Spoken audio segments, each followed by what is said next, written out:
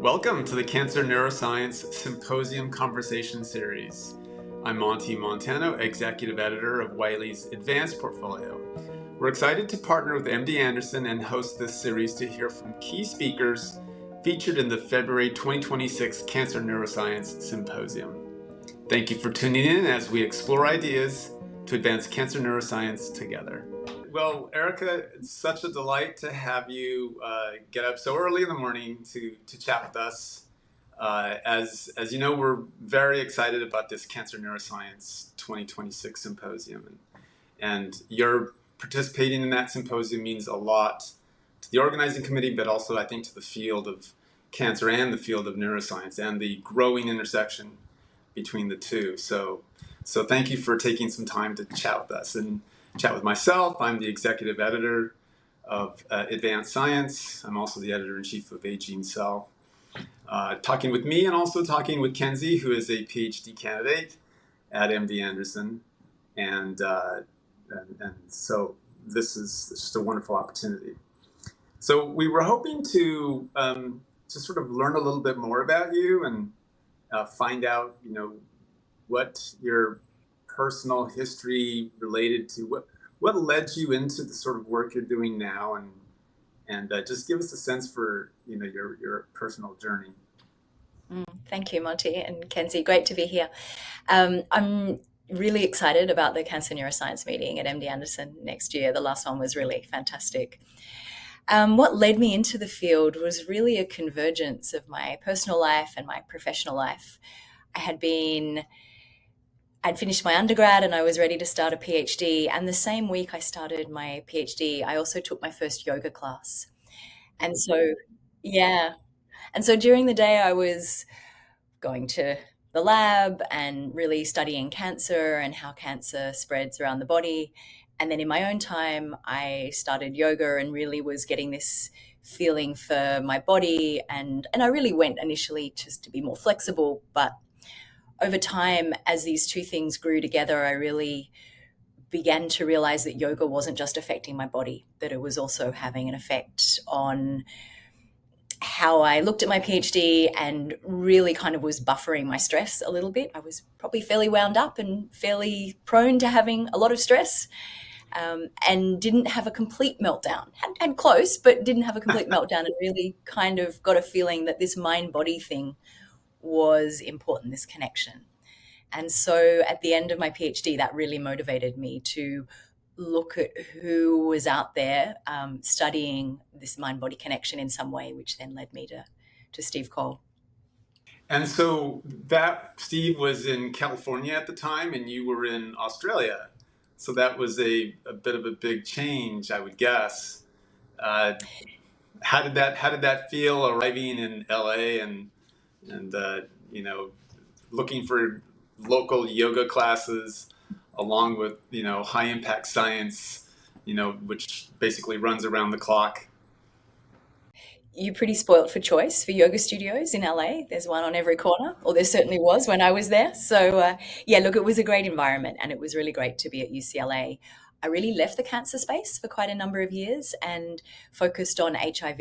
And so with Steve, we were looking at how my goal was to map nerves and to really understand how nerves innervate lymphoid tissue and how that influences where the virus ends up being able to infect cells. And so that was where I first really began to get an idea of this idea that nerve fibers that move into tissues influence the immune response around them. And because my PhD had been in cancer biology and particularly how cancer spreads, I knew that lymph nodes were also a place of cancer cell dissemination, one of the first places that is often colonized by a metastatic cancer cell. And so as I'm looking at all these results and seeing how it's affecting HIV, I couldn't help but thinking, if you had cancer, this would have to be affecting how cancer would be spreading through a body. And so that sort of led me, after a number of years, back into the cancer space to really start to look at how some of these dynamics that are influenced by psychosocial factors such as stress impact the cancer microenvironment. That's fascinating, because at one level, it sort of reflects how research and researchers like yourself are not really siloed into one particular field. They sort of follow the insights of their experience and the questions that they find in the research they're conducting, and recognize that that usually leads to a transition. In your case, from cancer biology to HIV pathogenesis and stress response, and then back to cancer, sort of crossing disciplines as you sort of learned where the interesting questions are, and where the gaps are in knowledge. I think that that's very interesting. And so, coming back to Melbourne, did you feel like a tourist, or did you feel like you had always been, you know, sometimes when I go back to California, I'm from California, I go back, I feel like I'm a tourist because I've lived in Boston for 20 years. Did you feel when you went back and set up your lab and your program, sort of a freshness as when you returned? It was nice to have a winter wardrobe again. I sort of missed that living in Los Angeles. Yeah, look, there are pros and cons either way. There are really nice things about being in Melbourne, and Mm. like we're a long way from the rest of the world, which sometimes can be really nice, and sometimes you just want to get on a plane and and get a bit closer. So I'm not sure if the movies actually arrive that much later to Australia. we're not that far behind. In fact, I would like to say that I'm already doing tomorrow, so you know. Yeah, super interesting. Kenzie, did you have a question for Erica regarding, just her as a PhD candidate? I think you're where Erica was a few years back, several years back. Uh, what are your thoughts as you hear this conversation about sort of the personal trajectory of a scientist who's really happy with what they're working on? You realize just how much stress affects the body, and something to make you keep all of the stress of a PhD into perspective, thinking about it, affecting the immune system, affecting the nervous system. And one of the questions I wanted to talk about with your science, though, was about how all of these different systems interact. So we've touched on the immune system, we've touched on the sympathetic nervous system, as well as cancer. But where do you think these driver interactions are happening? Do you think it's the sympathetic driving the cancer? Does the cancer drive the nervous system? I want to pick your brain and get at who's starting this communication. Yeah, it's a great question. We really, my focus really was for a long time on how the sympathetic nervous system affects the tumor microenvironment, the cancer cells, the immune cells, vasculature. And more recently, yeah, I think the field generally has become much more interested in that bidirectional relationship, that idea that tumor cells or other soluble influences, it could be lots of different ways that cancers are affecting the nervous system. And we're really only just starting to explore that and get an idea of how that might influence the plasticity of the nervous system, and the plasticity, but also how much it fires, how much it influences back on the cancer. But it's funny how you can, I guess your point, you focus on one thing for such a long time and totally ignore everything else. And then all of a sudden something switches your attention back to the other direction and it gets bigger. There's so much more we need to study around this.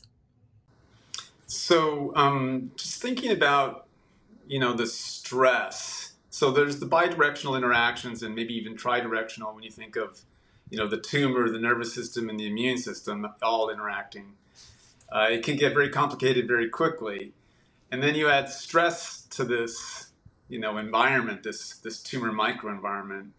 I guess I wonder about how to map, and I guess this speaks to sort of the second part of our conversation here on the sort of the science. How do you map the sort of the dosage and flavor, if you will, of the stress?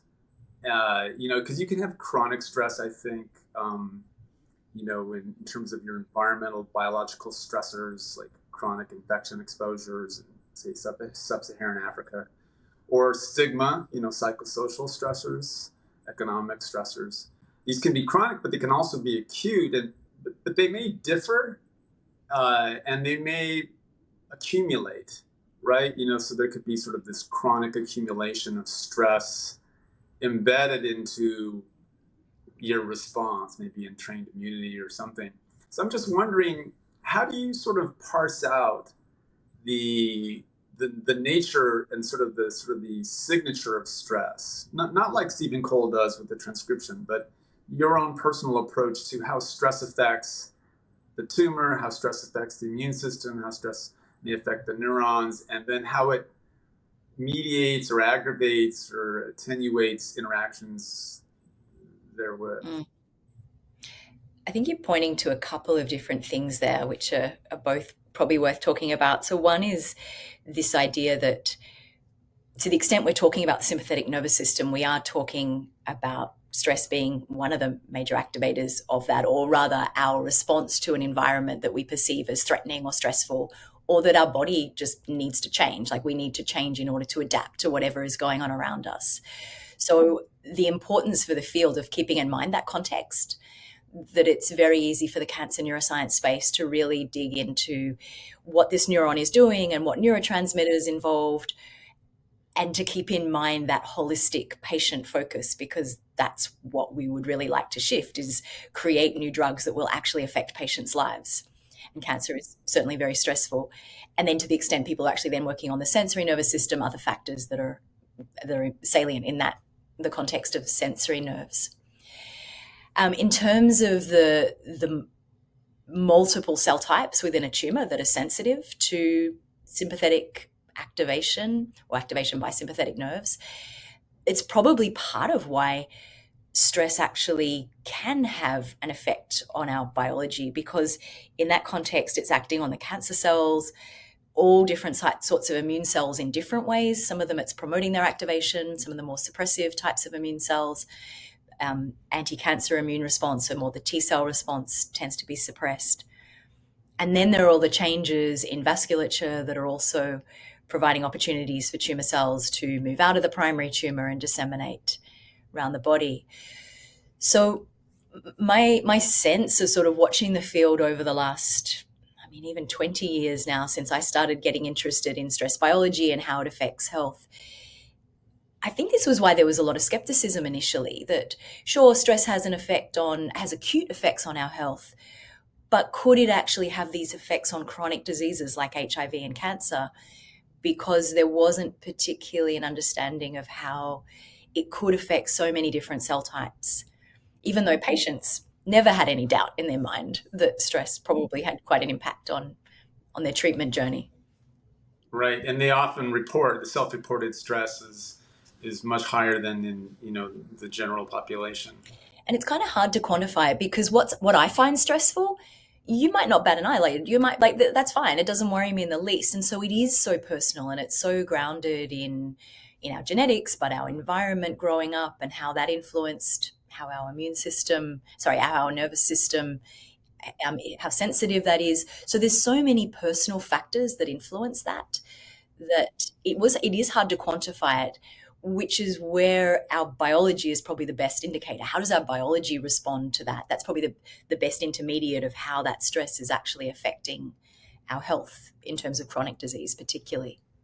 You mentioned a couple of things, heterogeneity and sort of patient response, and it made me think about the concept of resilience, and the concept of how the variation you have in stress responses. You say some people might not bat an eye, and I guess the challenge then is, how can you identify in a population that gets exposed to some chronic stressors? How can you identify those individuals who will respond well to an intervention? Given the heterogeneity, because ultimately you want to perhaps personalize the interventions. And so, in my mind, it sort of speaks to sort of identifying resilient phenotypes, where you have some people who may be at higher risk for an adverse response and some who may be able to handle it. And perhaps some of that has to do with immune exposure history or personal life experience histories. But what are your thoughts about just sort of the heterogeneity of the cancer phenotype and the heterogeneity of stress exposures and responses when you try to sort out like patterns of response to identify higher risk and lower risk groups of people. Mm. What's coming to mind is a talk that I gave a while ago to it was a conference on hereditary cancer, and there were a number of genetic counselors who were present. And after I'd presented the work, they came up to me and they said, "This is why our job is so important. We should not pretend that a diagnosis of cancer and the treatment are not stressful. And so rather than necessarily trying to work out who is going to be susceptible to that stress or not in advance, there are some situations like a cancer diagnosis where everyone could potentially benefit, and perhaps cancer treatment as a sort of idea could benefit from this idea that it is stressful. And so can we block some of these biological effects of stress? And I guess your question, inherent in your question, is this idea of behavioral interventions. I know that every time I get stressed, what's the first thing I stop doing? I don't have time for yoga. I'm so stressed, I just have to meet the deadline. Kenzie's smiling, PhD students. All that self care goes out the window. And so I think it's great to have behavioral interventions. I'm a big believer in that myself, but I also know that there are some things where perhaps pharmacology, like understanding how the nerves are acting on the tumor microenvironment, gives us an opportunity to intervene more acutely with drugs and then support that longer term with behavioral interventions that look at how your individual stress levels might be. Do you mean like pharmacogenomics and beta blocker susceptibilities, things like that? Maybe Potentially, yes. maybe speak to a little bit to your work on the role Yeah. of beta blockers in mitigation of stress response. Yeah, so it's a path that we've followed of looking at can we use beta blockers to stop sympathetic nervous system signaling, specifically through beta adrenoreceptors. And a lot of our work has suggested that beta 2 adrenoreceptors are particularly important in the tumor microenvironment, both on tumor cells and immune cells and vasculature. Some tumors have higher levels of beta 1, but on the whole, beta 2 adrenoreceptor seems to be more highly expressed. And so we've looked at some of the older types of beta blockers, particularly propranolol, but we've also done retrospective studies looking at carvedilol. And so these are older beta blockers, some of the old original generation that block both beta 1 and beta 2 receptors. So this is a systemic intervention. It's acting not just in the tumor microenvironment, but also on immune cells. And we've done both retrospective studies across sort of populations where we see that that beta blocker use is associated with reductions in cancer relapse and improvements in survival. And then a number of years ago, we did a prospective trial. So it was an early phase clinical trial looking at women the day they were diagnosed with breast cancer and consenting them to receive only a week to 10 days of propranolol. And what we found is that not only do they feel better, so not only are their anxiety levels reduced and their stress levels reduced, but also we saw biomarkers of cancer spread. So genes that are involved in invasion were lower.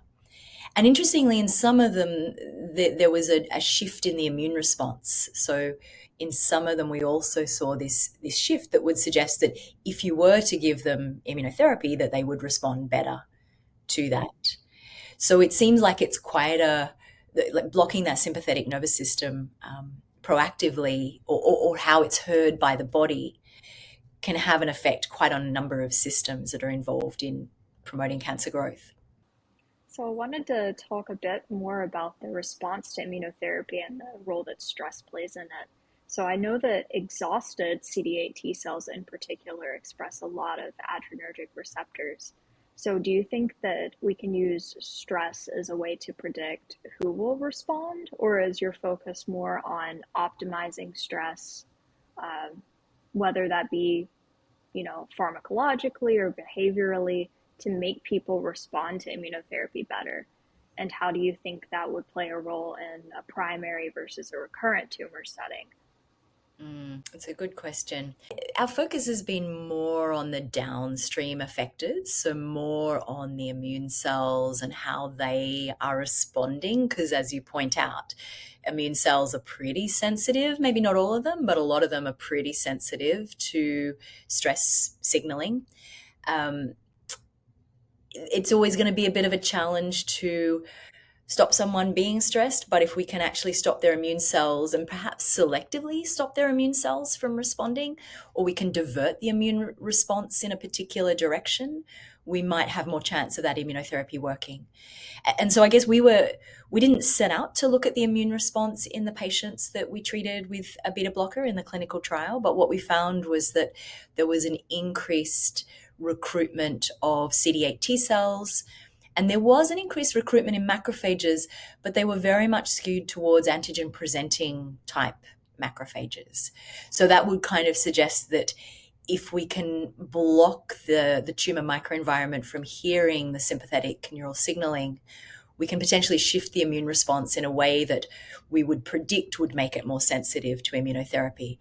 And work from Elizabeth Rapaski's group now is starting to test that in combination with immunotherapy drugs in patients. Thank you, Kenzie, for raising the question about CD8 T cells and immunotherapy. Coming from the aging field, there's a lot of thinking about how the immune system changes with age, including CD8 T cells. And I guess I'm just wondering how your work on, stress and cancer and sort of the interactions between, the tumor within the tumor microenvironment and even these myeloid cells and macrophages. How are you trying to integrate at all the role of age, biological age, and how that might um, influence the immune response in therapies? There aren't enough clinical trials with much older people. It's hard to enroll study participants that are on the older side, all these morbidities, comorbidities.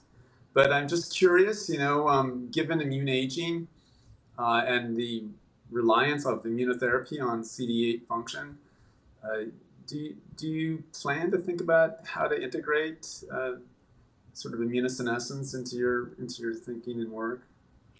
We haven't looked at it, and it's a really important question. And I guess what I'm thinking of as well is there's also evidence from others' labs that the sympathetic nervous system and probably the peripheral nervous system generally also changes with aging. So I think what you're probably getting at is how important, how dynamic these interactions are. And they're dynamic over the course of the lifespan. They're also dynamic potentially through the course of disease, so from diagnosis through treatment. And so really understanding how on these different timescales factors that are relevant, including the cancer, the presence of the cancer itself and its influence, making neurotrophins, affecting neuroplasticity, how treatments such as chemotherapy might affect the plasticity of the nervous system, but then how that is also acting back on a plastic immune system over different time frames. So it's going to be so nuanced. At the moment, we've just said, oh, a particular nervous system gets activated and has this effect. But to understand how important that is for any particular patient, we're really going to have to know a lot more than we do at the moment about the extent of innervation of their tumor. As you sort of were also talking about, it might also be different at metastatic sites. It's going to be hugely different. So there's a lot we don't know about the scale of that interaction in any particular patient. So Erica, I was just thinking about, the Cancer Neuroscience Symposium and just using a lot of these newer technologies that weren't available when I was a postdoc, at least, spatial transcriptomics and multimodal biomarkers, and I'm just wondering where do you think there's a real opportunity uh, that we would like to sort of showcase as the next approaches to sort of dig into these nuances between patient response and diagnosis? The field is really moving fast, and we're really starting to employ many more technologies from neuroscience. I think neuroscience has a lot to bring this space, really understanding the close interactions between the peripheral nervous system, the central nervous system, and the tumor the rest of the tumor microenvironment. It also really points to the need for these interdisciplinary collaborations. We're starting to work with AI specialists. There's a lot of custom imaging analysis happening to really get the three-dimensional spatial relationships. Spatial transcriptomics, super exciting, and then layering on other types of omics on top of that. So we're going to see the field moving really fast and starting to understand the heterogeneity of the responses, because we're now not just looking at the sympathetic nervous system as a whole, but how different classes of or subclasses of neurons might be interacting with the tumor microenvironment.